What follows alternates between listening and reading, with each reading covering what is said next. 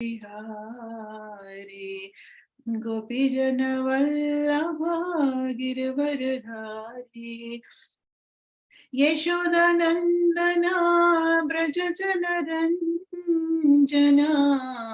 यमुनतिरवनचारी यशोदानन्दना व्रजजनरञ्जना यमुनतिरवनचारी जय राधा माधव कुञ्ज विहारी गोपीजन वल्लभा गिरवरधारी जय राधा माधवा कुंज विहारी गोपीजन वल्लभा गिरवरधारी यशोदानन्दन व्रज जनरञ्जना यमुनतिरवनचारी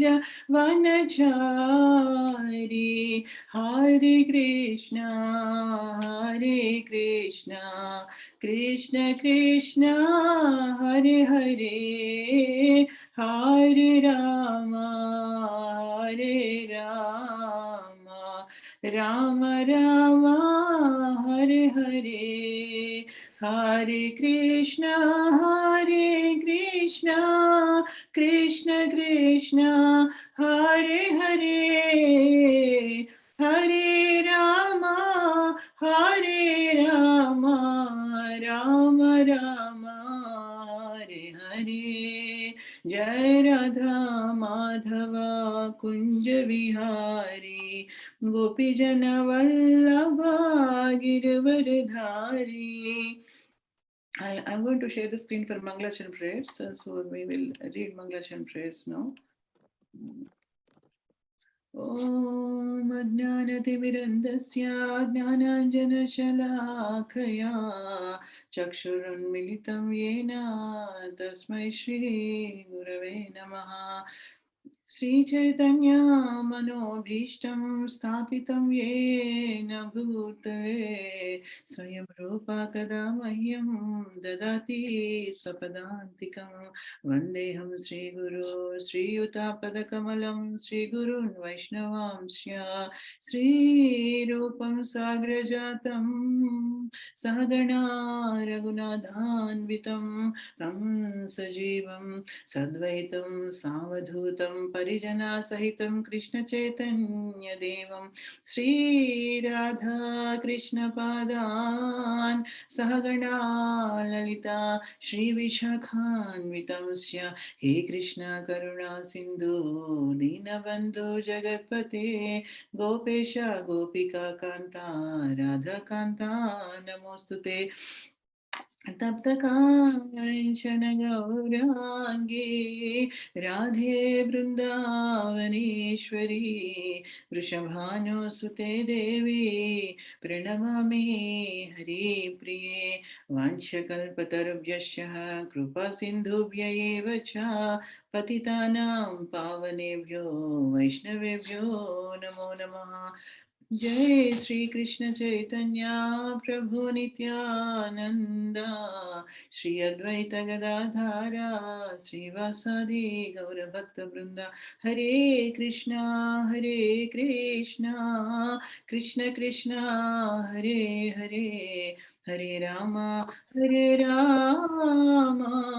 राम राम हरे हरे. मूकं करोति वाचालं पङ्गुं लङ्घ्वायते गिरिं यत्कृपातमहं वन्दे श्रीगुरुं दीनतारिणाम्. ॐ अज्ञानतिमिरन्दस्य ज्ञानाञ्जनशलाकया चक्षुरुन्मिलितं येन तस्मै श्रीगुरवे नमः. नारायणं नमस्कृत्य नरं चैव नरोत्तमं देवीं सरस्वतीं व्यासं ततो जयामुदीरयेत्. नष्टप्राये स्वभद्रेषु नित्यं भागवत सेवया भगवती उत्तमश्लोके भक्तिर्भवति नैष्टिके. कृष्णाय वासुदेवाय देवकी नन्दनाय च नन्दगोपकुमाराय गोविन्दाय नमो नमः. Hare Krishna everyone. Today is Srimad Bhagavatam verses 1.11.31. So I'm going to read the verse 3 times. पत्न्या पतिं प्रोच्य गृहाणुपागतं विलोक्य सञ्जातमनो महोत्सवा उत्थास्तु सहसा सनासयात् साकं वृतैर्वृदितलोचनानना पत्न्या पतिं प्रोच्य गृहाणुपागतं विलोक्य सञ्जातमनो महोत्सवा उत्तास्तुरारात् सहसा सनासयात् साकं वृतैर्वृदितलोचनानना पत्न्या पतिं प्रोच्य गृहानुपागतं विलोक्य सञ्जातमनो महोत्सवा उत्तास्तुरारात् सहसा सनासयात् साकं वृतैर्वृदितलोचनानना. Would anyone like to repeat the verse?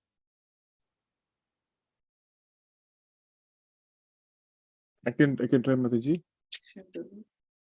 Pratnya patim prosha grahanupagatam vilokya sanjata mano mahotsava uttastur arat sahasasana shayat sakam vritevriditalocananaha.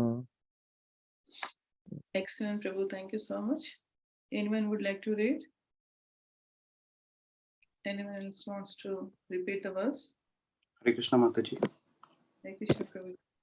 पत्न्यापतिं प्रोष्य गृहानुपगतं विलोक्य सञ्जातमनः उत्सातु आरात् सहसा असान आसयात् सकं व्रतैर्वृदितलोचनः. Hare Krishna.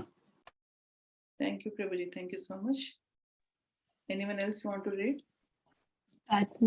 पत्न्याय पतिं प्रोष्यग्रनुपगतां विलोक्य सञ्जातमनो महोत्सव उत्तष्टुरारात् सहसा सनासयात् साकं व्रतैर्वृदितलोचनाननया. Thank you so much, Mataji. Okay, I'll go with the synonyms. Patnyaha, the ladies, wives of the Lord Sri Krishna. Patim, husband. Prosya, who was away from home. Gruha Anupagatam, now returned home. Vilokya, thus seeing. Sanjata, having developed. Manaha Maha Utsavaha, a sense of joyful ceremony within the mind. Uttastuha, got up. Arat, from a distance. Sahasa, all of a sudden. Asana, from the seats. Asayat, from the state of meditation. Sakam, along with. Vritehe, the vow. Vridita, looking coyly. Lochana, eyes. Anaha, with such faces. Translation and purport by His Divine Grace, A.C. Bhakti Vedanta Swami Srila Prabhupada Ki Jai. The queens of Lord Sri Krishna rejoiced when their minds to see their husband of home after a long period abroad. The queens got up at once from their seats and meditations. As was socially customary, they covered their faces shyly and looked about coyly. Purport. As mentioned above, the Lord entered his home palaces occupied by 16,108 queens. This means that the Lord at once expanded himself as many plenary expansions as there were queens and palaces, and entered in each and every one of them simultaneously and separately. Here is another manifestation of the feature of his internal potency. He can expand himself in as many forms of spiritual identity as he desires, even though he is one without a second. It is confirmed by the Shruti mantra that the Absolute is one alone, and yet he becomes many as soon as he desires. These manifold expansions of the Supreme Lord are manifested as plenary and separated portions. The separated portions are representations of his energy, and the plenary portions are manifestations of his personality. There's a personality of Godhead manifested himself in 16,108 plenary expansions and simultaneously entered into each and every one of the palaces of the queens. This is called Vaibhava, or the transcendental potency of the Lord. And because he can do so, he is known as Yogeshwara. Ordinarily, a yogi or mystic living being is able to expand himself at most to tenfold expansions of his body, but Lord can do so to the extent of as many thousands or infinitely. as he likes. Unbelievers become astonished to learn that Lord Krishna married more than 16,000 queens because they think of Lord Krishna as one of them and measure the potency of the Lord by their own limited potency. One should know, therefore, that the Lord is never on the level of the living beings who are but the expansions of his marginal potency, and no, one should never equalize the potent and the potency. Although there is very little difference of the quality between the potent and the potency, the queens were also expansions of his internal potency, and thus the potent and the potencies are perpetually exchanging transcendental pleasures known as pastimes of the Lord. One should not therefore become astonished to learn that the Lord married so many wives. On the contrary, one should affirm that even if the Lord marries 16,000 million wives, he is not completely manifesting his unlimited and inexhaustible potency. He married only 16,000 wives and entered in each and every one of the different palaces just to impress in the history of the human beings on the surface of the earth that the Lord is never equal to or less than any human being, however powerful he may be. However powerful he may be, no one therefore is either equal to or greater than the Lord. The Lord is always great in all respects. God is great, is eternal truth. Therefore, as soon as the queen saw from a distance the husband who was away from home for long periods due to the battle of Kurukshetra, they all arose from their slumber of meditation and prepared to receive their most beloved. According to Yajnavalkya's religious injunctions, a woman whose husband is away from home should not take part in any social functions, should not decorate her body, should not laugh, and should not go any relative's house in any circumstance. This is vow the ladies whose husbands are away from home. At the same time, it is also enjoined that a wife should never present herself before the husband in an unclean state. She must decorate herself with ornaments and good dress and should always be present before the husband in a happy and joyous mood. The queens of Lord Krishna were all in meditation, thinking of the Lord's absence, and were always meditating upon him. The Lord's devotees cannot live for a moment without meditating on the Lord, and what to speak of the queens, who were all goddesses of fortune, incarnated as queens in the pastimes of Lord at Dwarka. They can never be separated from the Lord either by presence or by trance. The gopis at Vrindavana could not forget the Lord when the Lord was away in the forest cow herding. When the Lord Boy Krishna was absent from the village, the gopis at home used to worry about him traversing the rough ground with his lotus soft feet. By thinking thus, they were sometimes overwhelmed in trance and mortified in the heart. Such is the condition of pure associates of the Lord. They are always in trance, and so the queens were also in trance during the absence of the Lord. Presently, having seen the Lord from a distance, they at once gave up all their engagements, including the vows of women of as described above. According to Sri Vishwanath Chakravarti Thakura, there was a regular psychological reaction on the occasion. First of all, rising from their seats, although they wanted to see their husband, they were deterred because of feminine shyness, but due to strong ecstasy, they overcome the stage of weakness and became caught up with the idea of embracing the Lord. And this thought factually made them unconscious of their surrounding environment. This prime state of ecstasy annihilated all other formalities and social conventions, and thus they escaped all stumbling blocks on the path of meeting the Lord. And what is the perfect state of meeting the Lord of the soul? And that is the perfect state of meeting the Lord of the soul, Sri Krishna. So these purport are very, very beautiful, beautifully explained by Srila Prabhupada. So Krishna married to 16,108 queens, right? So 16,000, how he got married to 16,100 queens or princesses was explained, the past and behind that, how Banasura abducted them and how he got married was explained by Jai Sachana Prabhu very nicely, briefly, last session of Srimad Bhagavatam. Now I'm not going to that past time actually, but basically this first paragraph is talking about the wonderful, great opulences and potencies of Supreme Personality of Godhead, Sri Krishna. And the second part, is this in the second paragraph. The first part is talking about the Yajnavalkya's Muni's scriptural injunctions or religious instructions about how a wife should behave or decorate herself in the absence of her husband. So the second section of the second paragraph talking about the Lord's, how do pure devotees, feel separation from the Lord? Basically, when the Lord is away from them. But the magical thing here is that Lord is never away from them. Lord is always there, because whenever actually Supreme Lord is away from them, by just meditating on the pastimes of the Supreme Lord, by discussing Krishna Katha with their friends and all that, always they will remember the Lord and keep the Lord in their heart. Still, Krishna is there in their heart. They could feel that, but still they feel separation. That is the magical thing here. So that is what here Srila Prabhupada mentions. Even in the trance or by prisons, they always never separated from the Lord, but they will be in separation all the time.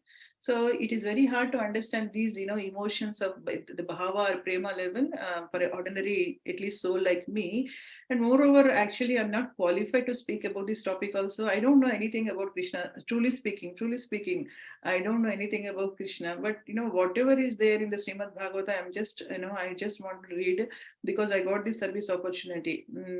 So this is about their separation. Actually, it is mentioned by Chaitanya Mahaprabhu, this pure devotees.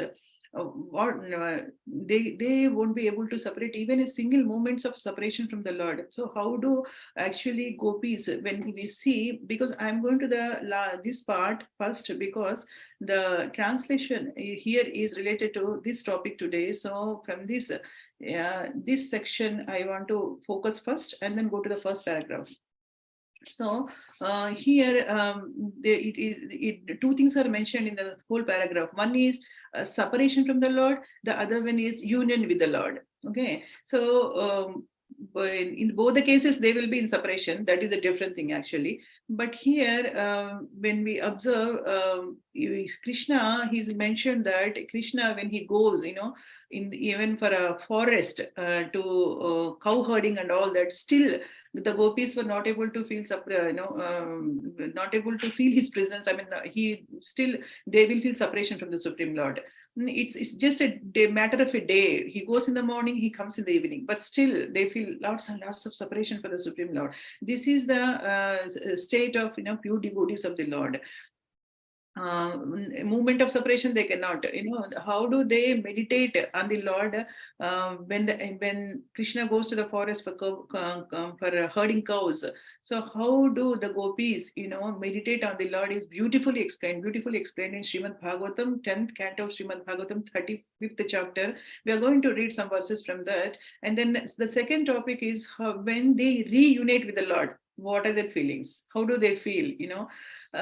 Because even when we, for the last few months, we have been reading, right, Krishna's departure from Dwaraka and his arrival to Krishna's departure from Hastinapura and his arrival to Dwaraka and all these things. Then when he was departing and when he arriving in Hastinapura and Dwaraka, the ladies of Hastinapura and the ladies of Dwaraka, how they were feeling actually, if they were also pure devotees of the Lord. What to speak of his queens, right? So when they were in separation and after their meeting with the Lord, they have so many emotions, they because of social customs and all that, they cannot come in front of the Lord and they cannot hug, embrace the Lord, right? They wanted to do that, but they cannot do it. So what do? They actually see the Lord's lotus feet, which is very, very beautiful, and they want to kiss and they want to embrace Lord, but since they cannot physically do that, they just embrace the Lord with their eyes.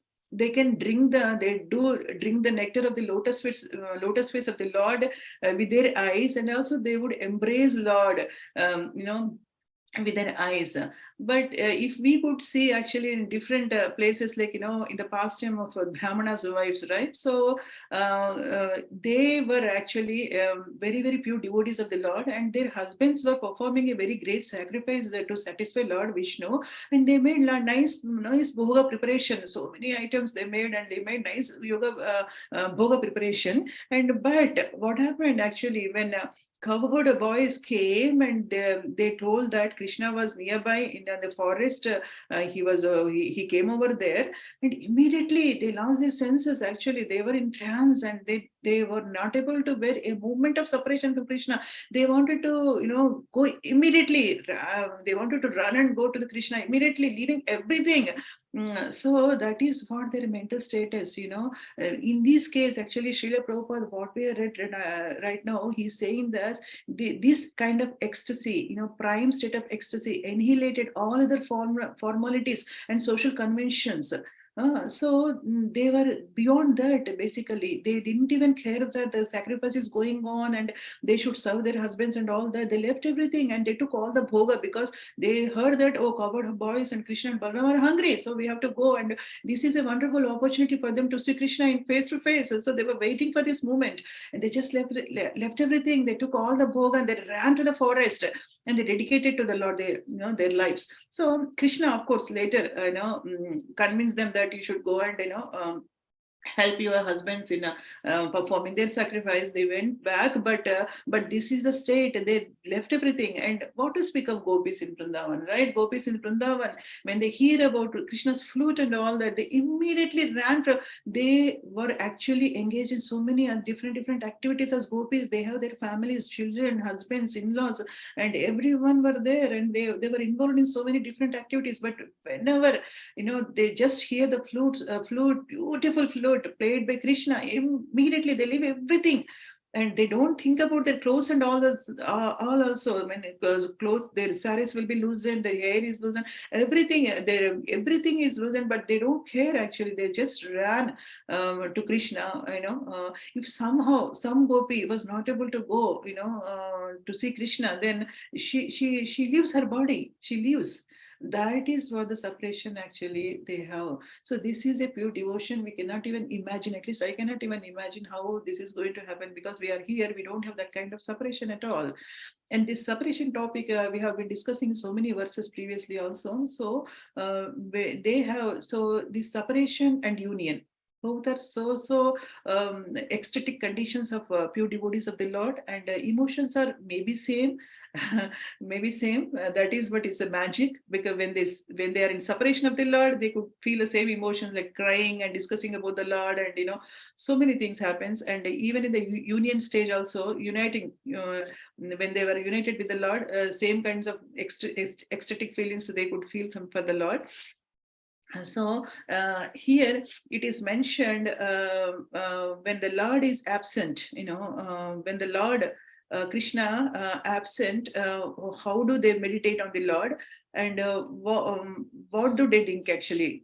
Used to worry about him traversing the rough ground with his lotus soft feet. By thinking this, they were sometimes overwhelmed in trance and mortified in the heart. So this is the state of gopis actually. They think, Hare Krishna has gone to the forest and his feet are so smooth and so soft. How the ground is very, very hard, and how he would even step on the ground. There will be the thorns and everything, and it might go into the feet of Krishna. How do they? With that pain actually, they will be mortified so much. So this is, I just want to go to one verse from Gopi Geet, how they, it is related to this sentence.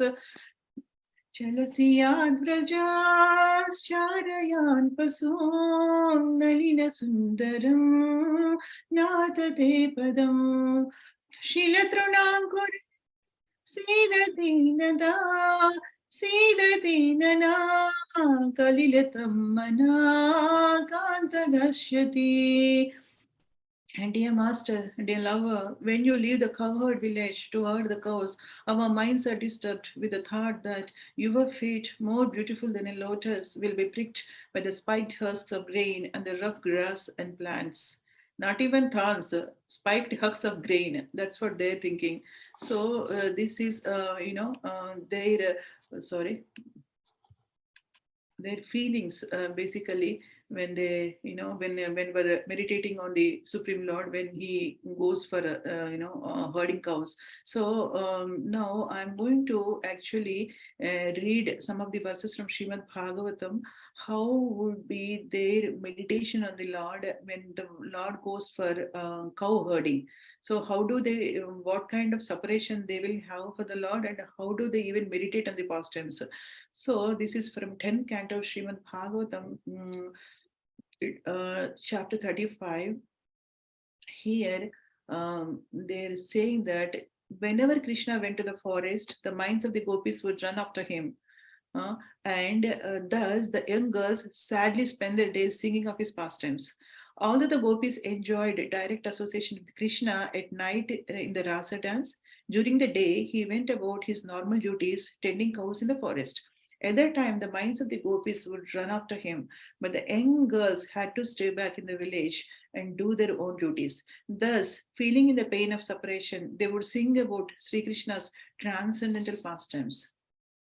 How do they? The gopis said they were talking with each other. When Mukunda vibrates the flute, he has placed to his lips, stopping its holes with his tender fingers. He rests his left cheek on his left arm and makes his eyebrows dance. So we can imagine this figure, right? He's just, keeping his chin to the left and then holding his flute like this, and very beautifully he was doing that. We can actually,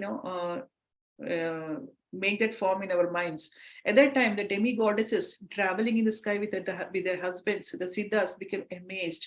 As those ladies listen, they're embarrassed to find their minds yielding to the pursuit of lusty desires. And in their distress, these are not ordinary lusty desires, these are spiritual, transcendental lusty desires. And in their distress, they're unaware that the belts of their garments are loosening. This is what it happens. Oh girls, when girls are talking between them, oh girls, the son of Nanda, who gives joy to the distressed, bears steadily lightening on his chest, and he is small like a jeweled necklace. Now please hear something wonderful. When he vibrates his flute, Vraja's bulls, deer and cows, standing in groups at a great distance, are all captivated by the sound, and they stop chewing the food in their mouths and cock their ears. Stunned, they appear as if asleep or like figures in a painting. So this is what, see, not only they feel separation, but when they hear the flute sound, all the bulls, deer, cow, even the animals, they will be stunned, and they just give up their ears to hear that flute of Krishna, and they'll be in a trance also. My dear Gopi, sometimes Mukunda imitates the appearance of a wrestler by decorating himself with leaves, peacock feathers, and colored minerals. Then, in the company of Balarama and the cowherd boys, he plays his flute to call the cows. At that time, the river stopped flowing, their water stunned by the ecstasy they feel as they eagerly wait for the wind to bring them the dust of his lotus feet. So, how beautiful these poetic descriptions are, right? Because not only the animals and humans, but also the river, the waters of the river were stunned in ecstasy and they stopped flowing. But like us, the rivers are not very pious, and thus they merely wait with their arms trembling out of love. So we can at least go, we have legs and all that, we can go and get the dust of the lotus feet of the Krishna, I mean, whoever is present at the time. But rivers, it is mentioned in a poetic way that they're not that pious because, they were just waiting for the lotus feet of the dust of this Supreme Lord. So they can't go, right? So they were waiting actually. So Krishna moves about the forest in the company of his friends, who vividly chant the glories of his magnificent deeds. He thus appears just like the Supreme Personality of Godhead, exhibiting his inexhaustible opulences. See, Krishna has an unlimited, inexhaustible opulences. That is what actually Srila Prabhupada described in our present verse in the first paragraph. Of course, we didn't go to that yet, but Krishna's great opulences are mentioned in the first paragraph. When the cows wander onto the mountain sides and Krishna calls out to them with the sound of his flute, the trees and creepers in the forest respond by becoming so luxuriant with fruits and flowers that they seem to be manifesting Lord Vishnu within in their hearts. As their branches bend low with the weight, the filaments on their trunks and vines stand erect out of ecstasy of the love of God, and both the trees and the creepers pour down a rain of sweet sap. See, not only humans, animals, rivers, trees. See, so trees are bending with so much of weight. They're bending, to pay obeisances to, to the feet of Supreme Lord when he arrives over there. So, and they were in ecstasy, so trees also. So, and then, oh goddesses of Raja, when Krishna is enjoying himself with Balarama on the mountain slopes, playfully wearing a flower garland at the top of his head, he engladdens all with the resonant vibrations of his flute. Thus, he delights the entire world. At that time, the nearby cloud, afraid of offering a great personality, thunders very gently in accompaniment. The cloud showers flowers unto his dear friend Krishna and shades him from the sun like an umbrella. So clouds. Now this verse is talking of the clouds, how they pour rains, for Krishna out of ecstasy. Oh, pious mother Yashoda, now come to the point of Yashoda. Your son, who is expert in all arts of herding cows, has invented many new styles of flute playing. When he takes his flute to the bimba red lips and sends forth the tongues of the harmonic scale in variegated melodies, Brahma, Shiva, Indra, and other chief demigods become confused upon hearing the sound. Although they were all most learned authorities, they cannot ascertain the essence of that music, and there they bow down their heads and hearts. So now, even Brahma, the demigods, Brahma, Shiva, Indra, and all other chief demigods, they were also confused and they were in ecstasy. They were not able to understand because Krishna is playing on the flute different variegated melodies. Nobody could even imagine actually. As Krishna strolls through Braja with his lotus-like feet, marking the ground with the distinctive emblems of flag, thunderbolt, lotus, and elephant goad, he relieves the distress the ground feels from the cow's hooves. As he plays his renowned flute, his body moves with the grace of an elephant. Thus, we gopis who become agitated by Cupid when Krishna playfully glances at us stand as still as trees, unaware that our hair and garments are slackening. So this is what actually Gopi's meditation very beautifully they do when Krishna is not there, not present with them. They don't waste their time. They don't even divert on any other thing. They just think about Krishna, they meditate on Krishna, and they feel Krishna's presence in that way. Oh, sinless Yashoda, your darling child, the son of Maharaja Nanda, has festively enhanced his attire with a jasmine garland, and he is now playing along the Yamuna in the company of the cows and covered boys, assuming his dear companions that they were meditating on that because they were not able to go because they have different duties and social custom also, they have to be at homes. So they were imagining the situation over there, so they could be able to envision that, oh, Krishna will be there on the banks of Yamuna playing flute and enjoying with his covered boyfriends and cows. The gentle breeze honors him with his soothing fragrance of sandalwood, while the various Upa Devas standing on the all sides like pangyrius offer their music, singing, and gifts of tribute. So, here the pastimes of Sri Krishna, they were talking about Govardhana hill and how he lifted and other things. They were talking. Only 26 verses are there. Sukadev Goswami ending this chapter as to the Parikshit Maharaj, O king, thus during the daytime the women of Vrindavan took pleasure in continuously singing about the pastimes of Krishna, and those ladies' minds and hearts absorbed in him were filled with great festivity. So this is the meditation gopis do. Now we will talk about the reunion. Here in the today's purport, it is mentioned that they have seen the Lord after a long separation, and they were so ecstatic and they want to actually embrace Lord, and but because of their shyness they were not able to do that, but they were so much joyful by seeing the Lord, right? So actually what happens when they see Krishna is mentioned very beautifully, in which chapter it is? It is chapter 32 of reunion, the reunion. How do they actually have, what kind of feelings they usually have? Right? We will discuss 8 verses, very, very beautiful verses, and talking about their, union with the Lord. O king, having thus sung and spoken their hearts out in various charming ways, the gopis began to weep loudly. See, out of separation, they started crying. They want to see Krishna. They want to have his physical presence. They were very eager to see Lord Krishna. Then Lord Krishna, a smile on his lotus face, appeared before the gopis, wearing a garland and an yellow garment, directly, appeared as who can bewilder the mind of Cupid, one who oneself bewilders the minds of ordinary people. So when the gopis saw that the dearmost Krishna had returned to them, they all stood up at once, and out of their affection for him, their eyes bloomed wide. It was as if the air of life had re-entered their bodies. So they were considered, when in the separation of Krishna, they were considered themselves as dead, So their life air has again re-entered their bodies. One gopi joyfully took Krishna's hand between her folded palms, and another placed his arm, anointed with sandalwood paste, on her shoulder. A slender gopi respectfully took in her joined hands the betel nut he had chewed, and another gopi, burning with desire, put his lotus feet on her breasts. One gopi, beside herself with loving anger, bit her lips and stared at him with frowning eyebrows, as if to wound him with her harsh glances.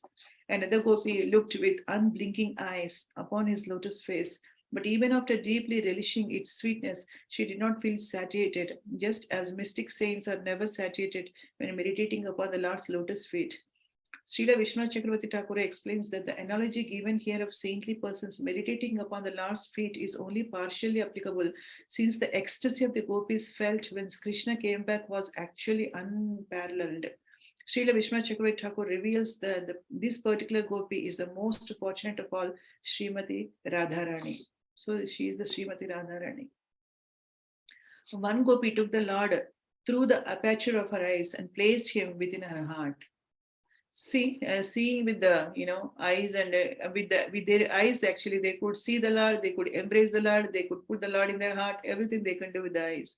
Then with her eyes closed and her bodily head standing on end, she continuously embraced him within. It's not a physical this thing, but still we could actually understand their feelings, right? So mentally she was actually embracing Lord. Thus immersed in transcendental ecstasy, she resembled a yogi meditating on the Lord. So here one important point, Srila Vishwanath Chakravarti Thakur states that 7 gopis mentioned so far in this chapter are the first 7 of the 8 principal gopis, whose status allowed them to immediately approach Sri Krishna upon his reappearance. So these are the important gopis: Chandravali, Shyamala, Saibhya, Padma, Sri Radhika, of course, Lalita and Vishaka. And the 8 is understood to be Bhadra. So these are the very, very important, gopis who are very close associates of Krishna, mentioned by Srila Rupa Goswami in Ujjvala Neela Mani. Okay. And the last verse is, all the gopis enjoyed the greatest festivity when they saw their beloved Keshava again. They gave up the distress of separation, just as people in general forget their misery when they gain in association of the spiritually enlightened person. So this is later there was a discussion, there will be a discussion, between Krishna and the gopis. So now we will go to the original verse because we are going to discuss a little bit the first paragraph, what actually Srila Prabhupada. Now we talked about the separation and the reunion of the gopis, how it was mentioned beautifully in Srimad Bhagavatam. So here Yajnavalkya's instructions were there, but it is very clear and how a lady should be, a woman should be in the absence of her husband. Now, in the first paragraph, actually, Srila Prabhupada explained about Krishna's unlimited and inexhaustible potencies. So here, a Lord's expansions of manifestations are twofold. It is mentioned that twofold. One is his expansions of manifestations of his plenary portions, and his expansions of separated portions. So in his expansions of plenary portions, he manifests his expansions of plenary portions are manifested in his personality. I mean, in his own personality, like how he expanded right now 16,108 forms, and his expansions of his separated portions are manifested through his energy, basically. So two things: plenary portions and separated portions. Plenary portions are manifested through his personality, and separated portions are manifested, represented through his energies. Okay, so Krishna, as last week Jai Sachin Prabhu mentioned, he expanded, he expanded into many plenary portions, like 16,108 plenary portions when he entered into the palaces of the Dwaraka, because he has 16,108 wives. Okay, it should not be, and each having same opulence and same potency. So exactly same thing, absolutely no difference. So these forms are called Vaibhava forms of the Lord. There are two forms will be there, Vaibhava Prakasha and Prabhava Prakasha. So why these are Krishna's Vaibhava Prakasha forms. And another thing is Krishna has also Prabhava Prakasha forms, like, where the features are little different. But here in this case, each and every form has same features, same color, same opulences, same strength, same power, basically same opulences. Everything is same, no difference at all. So Srila Prabhupada is mentioning here, this is another wonderful manifestation of the feature of his internal potency. This is Lord's Ajhatmika potency, internal potency. And just by desire, last week also it was mentioned by Jai Sachin Prabhu about his Lord's desire. Okay, so here just by desiring, he can take unlimited forms of spiritual identity. It's about his desire. That's it. We should not underestimate Lord's potency just because he had taken 16,108 forms. No, it's not. Lord has unlimited potencies. He can take any number of forms just by his desire. A great yogi in this spirit material world can take at the most 10 forms. But Krishna is not like that. He is a Yogishwara. He's the master of all mystic yogis. So he can take n number of forms just by his desire. The great example of this is, Rasa Leela, right? In Rasa Leela, Krishna took unlimited Vaibhava Prakasha forms, for accompanying each and every gopi in the Rasa Leela. There were unlimited gopis were there actually, and so many gopis, many gopis, and Krishna took so many forms to accompany each and every gopi in the same manner, basically. So this is a wonderful opulences, of the Lord's. So, and moreover, it is mentioned by Srila Prabhupada in this purport that since we are expansions of his marginal energy, we should not think that we are equal to the Lord or we are, greater than the Lord. It's our ignorance if we think like that. So nobody can be equal or, greater than the Supreme Lord. And here the queens were the expansions of his internal potency. And here, what is happening is mentioned actually. The transcendental exchanges are going on between the Lord and his internal potencies. So there is a transcendental exchanges between the potency and the potent. That is what they enjoy. Krishna is enjoying with his potencies here. That is what is happening here. Okay, and now Krishna actually, how do he manages, right? 16,108 wives means it's not ordinary actually. No ordinary person can marry. Maybe he can marry 100 at the most, but managing one wife is actually becoming difficult nowadays. So managing this many wives, how it is very difficult, right? But it is very nice. So Narada Maharshi, one time he got, a doubt how Krishna manages, and he wanted to check and he wanted to see, he wanted to go to the palaces of the, palaces of these queens, and he wanted to see how Krishna was managing and how he was doing all his activities, when he got married to this many queens. Last time Jai Sachin Prabhu mentioned Narada went, but he didn't go to the chapter. So now I wanted to go to that chapter where Narada actually goes to the different palaces, and it is so beautiful to see Lord Krishna engaging in different activities. And Narada sees all these things, and we will go there and we will read some verses of that. So this is from Canto 10, chapter 69. Narada Muni visits Lord Krishna's palaces in Dwaraka. So just like us, Narada is also very curious about knowing Krishna, how he was managing the palaces, and what are his activities in those palaces, 16,108 palaces. Hearing that Lord Krishna had killed Narakasura and had alone married many brides, Narada Muni desired to see the Lord in this situation. He thought it is quite amazing that in a single body, Lord Krishna simultaneously married 16,000 women, each in a separate palace. Thus, the sage of these demigods eagerly went to Dwaraka. So he went to Dwaraka and he was received very nicely with Krishna. So I'm going to actually go to 13th verse directly so that we can see what Krishna, how does he, his behavior and all that. In that palace, the learned Brahmana saw that the Lord of Satpatha Sri Krishna together with his wife, who fanned him with a gold-handled yak-tail fan.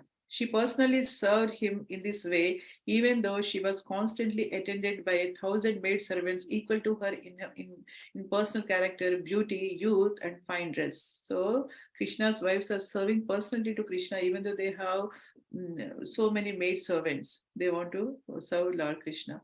So the Supreme Lord is greater upholder of religious principles. Thus, when he noticed Narada, he rose at once from goddesses goddesses of Sri's bed, bowed his crowned head at Narada's feet and joined his palms. Had the sage sit in his own seat. So this is Krishna respecting him, but I'm going to the actual original verses where Krishna is.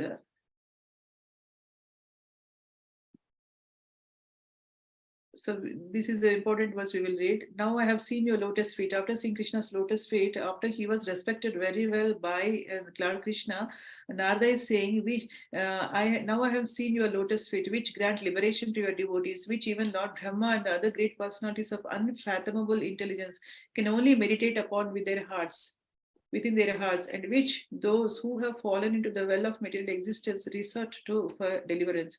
Please favor me so that I may constantly think of you as I travel about.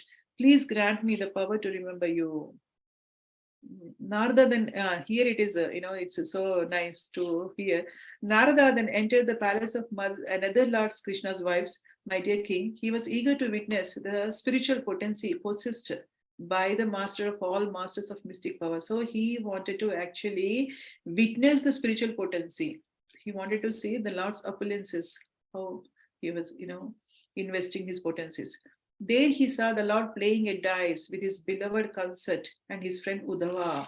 Lord Krishna worshipped Narada by standing up, offering him his seat, and so on. And then, as if he did not know, asked him, when did you arrive? What can needy persons like us do for those who are in full in themselves? Actually, in one palace, he already met with him, right? See, observe this thing.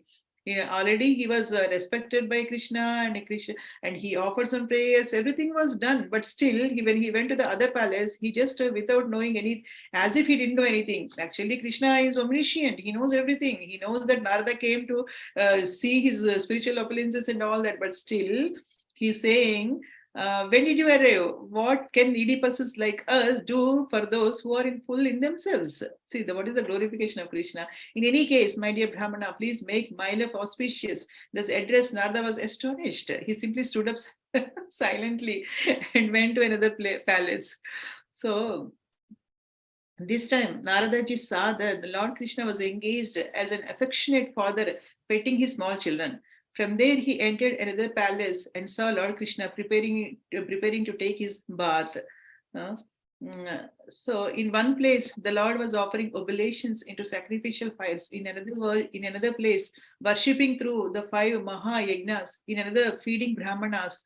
And at another, eating the remnants of food left by Brahmanas. See how many actually activities Lord Krishna was doing, like an ordinary man. Actually, even though he's a omniscient Supreme Lord, but still he was doing, offering oblations, 5 sacrifices and feeding the Brahmanas and eating the remnants of, remnants left over by the Brahmanas. That also he was eating.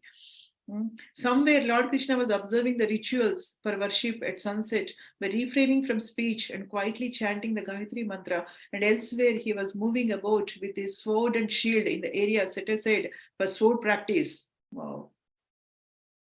In one place, Lord Gadagraja was riding on horses, elephants, and chariots, and in another place, he was resting on his bed while bards recited his glories. Somewhere he was consulting with royal ministers like Uddhava, and somewhere else he was enjoying in the water, surrounded by many society girls and other young women. Somewhere he was giving well-decorated cows to exalted brahmanas, and elsewhere he was listening to the auspicious narration of epic histories and Puranas. Somewhere Lord Krishna was found enjoying the company of a particular wife by exchanging joking words with her. Somewhere else he was found engaged along with his wife in religious ritualistic functions. Somewhere Krishna was found engaged in matters of economic development, and somewhere else he was found enjoying a family life according to the regulative principles of the Shastras. So many activities he was doing like an ordinary human being. Somewhere he was sitting alone, meditating on the Supreme Personality of Godhead, who is transcendental to material nature, and somewhere he was rendering menial service to his elders, offering them desirable things and reverential worship. In one place, he was planning battles in consultation with some of his advisors, and in another place, he was making peace. Somewhere, Lord Keshava and Lord Balarama were together, pondering the welfare of the pious. Narada saw Lord Krishna engaged in getting his sons and daughters married to suitable brides and bridegrooms at the appropriate time, and the marriage ceremonies were being performed with great pomp. Marriages also he is doing for his children. Narada observed how Sri Krishna, the master of all yoga masters, arranged to send away his daughters and son-in-law and also to receive them home again at the time of great holiday celebrations. All the citizens were astonished to see these celebrations. See, like how, like, normal behavior he was actually adopted, right? Because usually we marry our children, and usually what happens is when the marriage happens later, they will be invited to the in-laws house or something like that for all the festivals and all that, and with the relatives they would celebrate everything. Like the same way, even Lord Krishna was also celebrating everything. He was inviting his married children to home for all the holiday celebrations and all that. He was showing an example to us. Somewhere he was worshipping all the demigods with elaborate sacrifices, and elsewhere he was fulfilling his religious obligations by doing public welfare work, such as the construction of wells, public parks, and monasteries. In another place, he was on a hunting expedition, mounted on his Sindhi horse and accompanied by the most heroic of the Edus. He was killing animals meant for offering sacrifice. He was killing animals meant for offering in sacrifice. So Srila Prabhupada, you may get a doubt. Srila Prabhupada commenting, according to the Vedic regulations, the Kshatriyas were allowed to kill prescribed animals on certain occasions, not every time, not to the innocent animals, either to maintain peace in the forest or to offer the animals into the sacrificial fire. Kshatriyas are allowed to practice this killing art, but because they have to kill their enemies mercilessly to maintain peace in the society, because they have to kill in the battlefield. Unless they get used to little bit to that, they cannot even kill the enemies in the battlefield. As a Kshatriya, they have to fight, right? So they have to kill if it is needed. It's not considered as a violence actually, because they have to kill the miscreants, right? So for that purpose, actually, sometimes they're allowed to kill the animals. Somewhere Krishna, the Lord of the mystic power, was moving about in disguise among the homes of ministers and other citizens in order to understand what each of them was thinking. Having thus seen this display of Lord's Yogamaya, Narada mildly laughed and then addressed Lord Krishikesha, who was adopting the behavior of a human being. So according to Srila Vishnu Chakravarti Thakur, Narada fully understood the Lord's omniscience, and thus when he saw the Lord trying to find out the mood of his ministers, moving about in disguise, Narada could not help laughing. But remembering the Lord's supreme position, he somewhat constrained his laughter. So these are the verses. So Lord Krishna glorification, we will see just Narada glorification to Krishna. Now we understand your majestic mystic potencies, which are difficult to comprehend even for a great mystics. O Supreme Soul, master of all mystic power, only by serving your lotus feet have I been able to perceive your prowess. O Lord, please give me your leave. I will wander about the worlds, which are flooded with your fame, loudly singing about your pastimes, which purify the universe. How fortunate is Narada, right, to do this work for the Lord? how fortunate he went in person to see all the Lord's opulences in 16,108 palaces, right? So, and by, Srila Prabhupada's mercy, actually, this Bhagavatam, by Krishna's mercy, we have this Bhagavatam, and through this we can understand, the pastimes of the Lord, So, even Narada Muni was bewildered to see Lord Krishna's amazing pastimes as a human being. Therefore, with the words Anujanati Mam Deva, he requests permission to return to his normal service of traveling and preaching. Inspired by what he has seen, he wants to preach widely the glories of the Supreme Personality of Goddess Sri Krishna. So, this is what actually devotees do. They understand, they assimilate in their heart the pastimes of the Lord, they understand it in a right way, and they wanted to share it with others, they wanted to preach the glories of the Lord throughout the world. That is what the mission of actually Sri Chaitanya Mahaprabhu also, the Sankirtana movement also, and also the preaching movement, giving love of Godhead, to everyone in the world.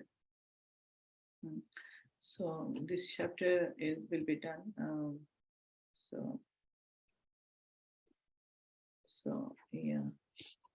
I think I have shared enough. So they are related to our today's, verse of Srimad Bhagavatam 1.11.31.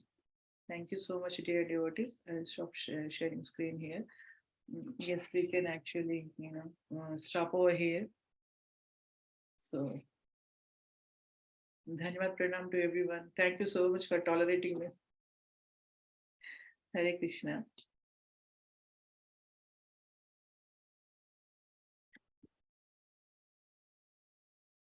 Okay, if okay, we can maybe stop by saying prayers. So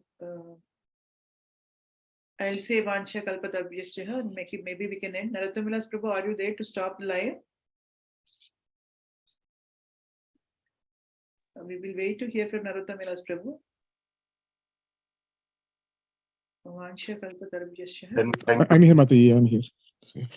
Vansha Kalpatarvyascha Kripa Sindhubhya Vacha Patitanam Pavanebhyo Vaishnavebhyo Namo Namaha. Prabhu, you can let others know that today's program about, whatever you want to. First of all, thank you so much for the amazing description, and especially the last part as well. That Narmani goes to the palaces of Krishna, and now he is also astounded by it's a main description. But Jiva Goswami also gives a very wonderful description of that particular part, and also you said the 32nd chapter, the Venu Gita, from not wrong, Mataji. Very nice description. Thank you so much for taking us through, through Vrindavan by description, Mataji. Thank you so much. It's all your kindness, Prabhu. Whatever, I don't know anything, Prabhu. I just read from Srimad Bhagavatam. So thank you for tolerating me, Prabhuji. Yeah, thank you. That's the best way to recite Srimad Bhagavatam. Yeah, thank you, Mataji. Are any questions, anyone? If any questions or comments, please unmute and speak. Thank you for the nice descriptions, Mataji. Thank you so much. Thank you, Prabhuji. Thank you so much for your kindness, Prabhu. I don't know anything. I just read from Srimad Bhagavatam. Thank you so much, Prabhuji.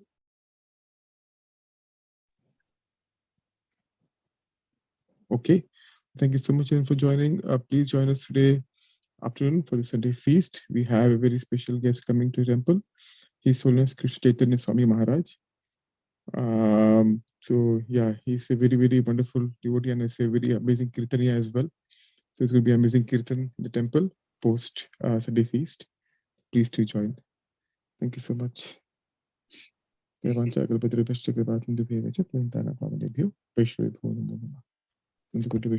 जय, गंगा श्री भागवतम की जय, प्रभुपाद की जय.